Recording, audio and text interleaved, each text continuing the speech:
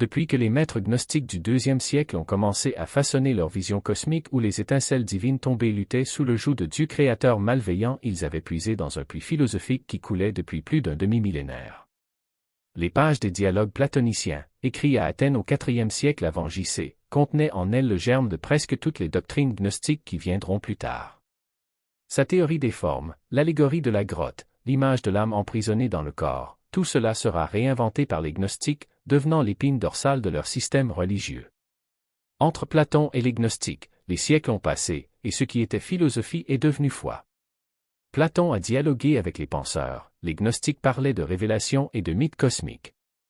Pourtant, l'essence conceptuelle est indubitable. Ils trouvèrent chez Platon un cadre parfait pour exprimer leur profond désarroi face au monde matériel.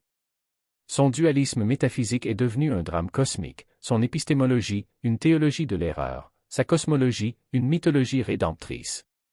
Dans cette vidéo, nous approfondirons les idées originales de Platon et non les lectures ultérieures de ses interprètes et suivrons comment elles ont été réinterprétées dans les vues religieuses des gnostiques.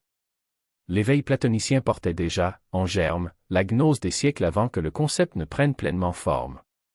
Ce contenu n'existe que grâce au soutien de mes contributeurs sur Patreon. Si vous souhaitez contribuer à maintenir cette chaîne en vie et avoir accès aux vidéos quelques jours à l'avance et sans publicité, vous pouvez devenir supporter pour seulement 5 $ par mois. Ou, si vous préférez, vous pouvez devenir membre ici sur YouTube pour le même prix, garantissant un accès anticipé même si, dans ce cas, les vidéos contiennent toujours des publicités. Mais le moyen le plus simple de soutenir, et qui ne coûte rien, est d'aimer la vidéo, de s'abonner à la chaîne et de laisser un commentaire pour partager votre opinion. J'adore lire ce que vous pensez. Mes remerciements, du fond du cœur, pour tout votre soutien. Maintenant, passons aux choses sérieuses. Au cœur de la philosophie platonicienne se trouve une division radicale de la réalité. Il existe deux mondes, le royaume des formes, éternel et parfait, et le monde matériel dans lequel nous vivons, simple projection pâle et déformée de la véritable existence. Les formes ne sont pas de simples concepts abstraits tels que nous les comprenons aujourd'hui. Ils sont la réalité ultime, la pure essence de tout ce qui existe. La forme du bien, la forme de la beauté, la forme de la justice, ce ne sont pas des idées sur le bien, la beauté ou la justice, mais le bien lui-même, la beauté elle-même, la justice elle-même, existant sur un plan au-delà du temps et de l'espace. Tout ce que nous trouvons dans le monde physique n'est rien d'autre qu'une copie imparfaite de ces modèles parfaits. Une belle personne n'est belle que parce que, d'une certaine manière, elle participe à la forme de la beauté.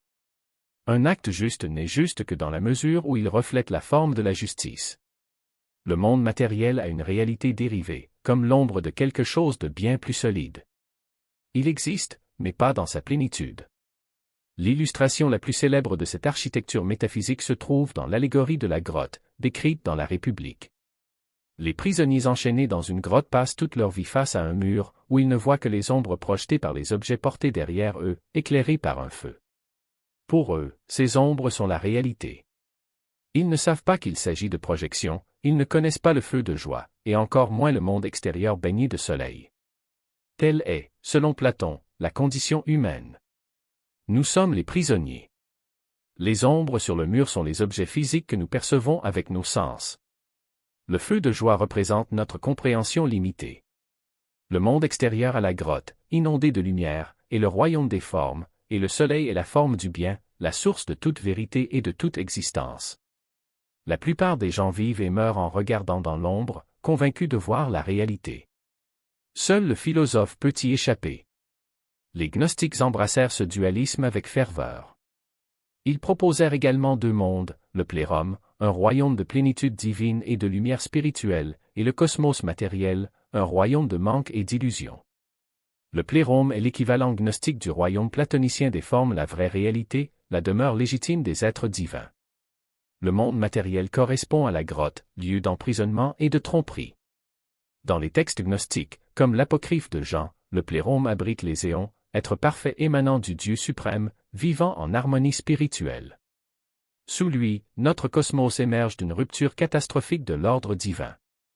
Mais les écoles gnostiques différaient quant au degré de séparation entre le matériel et le divin. Les gnostiques chrétiens ont poussé le dualisme jusqu'à ses conséquences ultimes. Pour eux, le monde matériel n'était pas un reflet imparfait du divin, mais une prison, un piège. L'affaire en elle-même était mauvaise.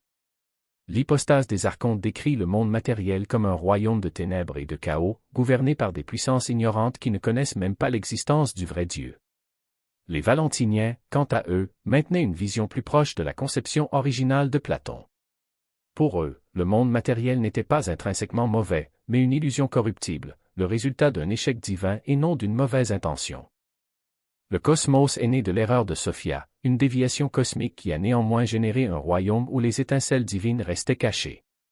Le monde matériel fonctionnait ainsi comme une sorte d'école divine, une étape temporaire où l'élément spirituel de l'être humain pouvait s'éveiller par la gnose et, finalement, être racheté. Tout comme les prisonniers de Platon pouvaient un jour se tourner vers la lumière, le système valentinien admettait des degrés d'éveil spirituel. Certains humains étaient pneumatiques, dotés d'esprit, d'autres, psychiques, possédant une âme, et d'autres encore sont thyliques, totalement liés à la matière. Cependant, même dans cette hiérarchie, un lien était maintenu entre le matériel et le spirituel, un lien que les gnostiques les plus radicaux ont complètement rompu. Alors que Platon considérait les ombres et la lumière comme les extrêmes d'un même continuum, les Sétiens érigeaient un mur infranchissable entre l'esprit et la matière, la lumière et les ténèbres, le salut et la damnation. Les Valentiniens, à leur tour, occupaient une position plus proche de celle de Platon, insistant sur le fait que le monde matériel représentait une chute de la plénitude mais n'était pas intrinsèquement mauvais.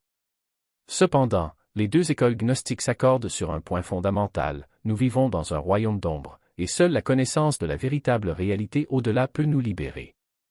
Dans le Phèdre, Platon raconte une histoire d'elle. L'âme, avant sa naissance, est comme une calèche tirée par deux chevaux, l'un noble, l'autre rebelle, qui vole dans les cieux en suivant le cortège des dieux. L'espace d'un instant, elle entrevoit les formes éternelles au-delà de l'arc du cosmos. Mais le cheval indiscipliné la tire vers le bas. Les ailes qui soutiennent leur vol s'affaiblissent et finissent par tomber en panne. L'âme tombe à terre. Agéia n'est pas un tyran, mais un artisan patient, façonnant le chaos avec les mains de la raison. Son travail est admirable mais incomplet, comme un sculpteur sculptant du marbre brut, sachant que les veines de la pierre résisteront à la perfection. Le monde que nous habitons est le meilleur possible dans les limites de la matière, mais il n'en reste qu'une copie imparfaite, un écho déformé des formes éternelles. Et c'est précisément cette imperfection qui rend l'âme prisonnière. Les gnostiques ont poussé cette idée plus loin. Pour eux, le démiurge n'était pas bienveillant, mais un usurpateur, un dieu mineur qui se croyait souverain. Il a façonné le monde matériel et convaincu les âmes que sa prison était le seul royaume possible. Son travail n'était pas un acte d'amour, mais d'ignorance ou pire, de tromperie délibérée. Les archontes, ses serviteurs, patrouillent dans les couloirs de l'existence, gardant les âmes endormies, distraites par les plaisirs, les peurs et les illusions. Ils ne veulent pas que vous leviez les yeux. Ils ne veulent pas que vous vous en souveniez. Mais il y a une faille. Le monde, aussi imparfait soit-il, porte les traces de formes divines. La beauté d'un coucher de soleil, l'harmonie d'une mélodie, la justice d'un acte altruiste, telles sont les étincelles qui ont échappé au feu originel. Lorsque vous les remarquez, quelque chose en vous frissonne. Ce n'est pas une admiration commune. C'est une reconnaissance. C'est le rappel que vous avez déjà vu quelque chose comme ça, dans un endroit où la lumière ne s'éteint pas, où les ombres n'existent pas. Platon et les gnostiques s'accordent sur un point crucial: la matière n'est pas le problème lui-même, mais l'oubli qui l'impose. Le corps n'est pas mauvais, c'est juste un voile qui brouille la vision. Le véritable combat n'est pas contre la chair, mais contre l'amnésie de l'âme. Le philosophe et le gnostique ne cherchent pas à détruire le monde, mais à transcender son illusion. Ils ne fuient pas la réalité, ils la démystifient. Et voici le paradoxe: pour échapper à la prison, il faut d'abord la reconnaître comme une prison. Un prisonnier qui ne se sait pas enchaîner ne tentera jamais de se libérer. Mais celui qui voit les chaînes même si cela fait mal, même si la lumière lui fait mal aux yeux, a déjà fait le premier pas. La philosophie, pour Platon, c'est cet éveil. La gnose, pour les gnostiques, est ce cri dans le noir: vous n'avez pas votre place ici. Le chemin n'est pas facile. Il faut du courage pour abandonner des certitudes confortables, pour remettre en question ce que tout le monde autour de vous accepte comme vérité. Il faut de la patience pour gravir les échelons de la raison, pas à pas, même lorsque les jambes tremblent. Et surtout, cela demande de l'humilité parce que la vérité n'est pas quelque chose que l'on gagne, mais quelque chose qui vous gagne. Elle ne se révèle pas aux arrogants, mais à ceux qui sont prêts à écouter. Dans le Phédon, Socrate, à la veille de sa mort, parle de la philosophie comme d'une préparation à la mort. Non pas parce qu'il célèbre la mort, mais parce qu'il apprend à l'âme à se détacher du corps, à vivre comme si elle était déjà libre. La mort, pour lui, n'est pas la fin, mais le retour. Le moment où les ailes repoussent enfin. Les gnostiques diraient quelque chose de similaire. La mort physique n'est pas une libération, mais simplement la fin d'un cycle. La vraie liberté vient en premier, à l'instant où l'étincelle divine se souvient d'elle-même. Et si vous doutez que cela soit possible, demandez-vous, pourquoi certaines idées vous touchent-elles si profondément?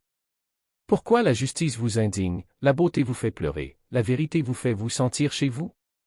Ce n'est pas parce que vous les avez appris, c'est parce que vous les avez reconnus. Ils étaient déjà en vous, dormants, attendant d'être réveillés. Le monde veut que vous croyiez que vous êtes petit, limité et condamné. Mais la philosophie et la gnose murmurent le contraire, vous êtes plus grand que vous ne le pensez. Votre vraie maison n'est pas ici. Et la clé pour entrer à la maison n'est pas à l'extérieur, elle est à l'intérieur de vous, attendant qu'on s'en souvienne. Plus cruel dans sa simplicité. Là, la chute n'est pas un accident, mais un acte de rébellion consciente. Sophia, Léon de la sagesse, ne se contente pas de faire des erreurs, elle ose. Oser questionner, oser désirer, oser briser les limites du plérome comme un enfant qui, en touchant le feu, découvre qu'il brûle. Et que ressort-il de cet acte? Pas un monde, mais une prison. Pas une création, mais un piège. Le démiurge, né de cette chute, n'est ni un artisan bienveillant ni un imbécile ignorant. C'est un usurpateur. Un tyran qui se proclame Dieu parce qu'il ne connaît que lui-même. Il ne crée pas le cosmos, il le forge comme un forgeron aveugle, martelant le chaos dans des formes qui imitent l'ordre mais ne sont en fin de compte que des caricatures de la vraie beauté. Et le pire? Il croit à son propre mensonge. Il croit qu'il est le seul Dieu parce qu'il n'y a personne au-dessus de lui pour lui dire le contraire. Son arrogance est si profonde qu'elle en devient pathétique. Tel un roi d'un royaume des ombres, il règne sur les illusions, convaincu que son trône est éternel. Mais voici l'ironie, même dans sa tyrannie, il n'est pas complètement libre. Le démiurge est prisonnier de sa propre ignorance, esclave des lois qu'il a lui-même imposées. Il ne peut échapper au plérome parce qu'il ne sait pas qu'il existe. Il ne peut pas transcender la matière parce qu'il croit que la matière est tout ce qui existe. Et c'est précisément cette limitation qui le rend dangereux. Un Dieu qui se croit tout-puissant, mais qui est en fait la marionnette de ses propres illusions, est plus terrifiant que n'importe quel monstre. Parce qu'il n'a pas besoin d'être cruel pour être destructeur, il a juste besoin d'être aveugle. Les gnostiques l'ont clairement vu. Ils n'ont pas lu la Genèse comme une histoire de création, mais comme un récit de captivité. Le Dieu d'Adam et Ève n'est pas le vrai père, il est le geôlier. Le jardin d'Éden n'est pas un paradis, mais une cage dorée. Et le serpent? Ah, le serpent est le premier libérateur. Elle n'offre pas le fruit défendu comme une tentation, mais comme un éveil. Vous mangerez et serez comme des dieux, dit-elle, et à ce moment-là, l'humanité entrevoit, pour la première fois, la possibilité de s'échapper. Ce n'est pas le péché qu'apporte le serpent, mais la gnose. La connaissance qui brise les chaînes. Et c'est là que l'inversion devient révolutionnaire. Pour les orthodoxes, la chute est une tragédie. Pour les gnostiques, c'est une opportunité. Parce que si le monde est une prison, alors l'ignorance n'est pas l'innocence, mais la complicité. Et la connaissance n'est pas un péché, mais la seule clé de la liberté. Le démiurge veut vous faire croire que ce monde est tout ce qui existe. Que tu es petit, limité, condamné à vivre et à mourir entre les murs qu'il a construits. Mais les gnostiques murmurent, levez les yeux. Il y a quelque chose au-delà des ombres. Quelque chose que le démiurge ne peut pas toucher, ni contrôler, ni même imaginer. La hiérarchie platonicienne n'est pas seulement une description du cosmos, c'est une carte. Une carte montrant le chemin du retour. Chaque niveau que vous gravissez est une étape hors de la grotte. Chaque vérité que vous reconnaissez est une chaîne qui se brise. Et au sommet? Au sommet se trouve le plérome. La plénitude. Le lieu où toutes les formes ne font qu'un, où le temps n'existe pas, où la lumière n'a pas besoin d'ombre pour être vue. L'endroit d'où vous venez et où vous reviendrez un jour. Mais le chemin n'est pas facile. Le démiurge n'abandonnera pas ses prisonniers sans combat. Il enverra ses archontes, ses gardiens de l'illusion, pour confondre, distraire, vous faire croire que la grotte est tout ce qui existe. Ils diront que la douleur est inévitable, que la souffrance est juste, que l'ignorance est un bonheur. Et beaucoup le croiront. Beaucoup préféreront les chaînes à la liberté, car les chaînes nous sont familières. Mais toi, vous reconnaîtrez le mensonge. Parce que quelque chose en vous, quelque chose que le démiurge ne peut pas toucher, connaît déjà la vérité. Et cette vérité est simple, vous n'avez pas votre place dans ce monde. Vous êtes une étincelle divine, piégée dans un corps, dans un esprit, dans un système conçu pour vous maintenir endormi. Mais l'étincelle est toujours là. Ça brûle encore. Et si vous écoutez attentivement, si vous osez remettre en question, si vous osez chercher, cela grandira. Jusqu'au jour où il n'y aura plus de chaîne. Il n'y aura plus d'ombre. Juste la lumière. Juste le retour. Juste toi, enfin, à la maison. Mais ne vous y trompez pas, ces hiérarchies ne sont pas de simples structures abstraites, dessinées sur des parchemins oubliés. Ce sont des miroirs.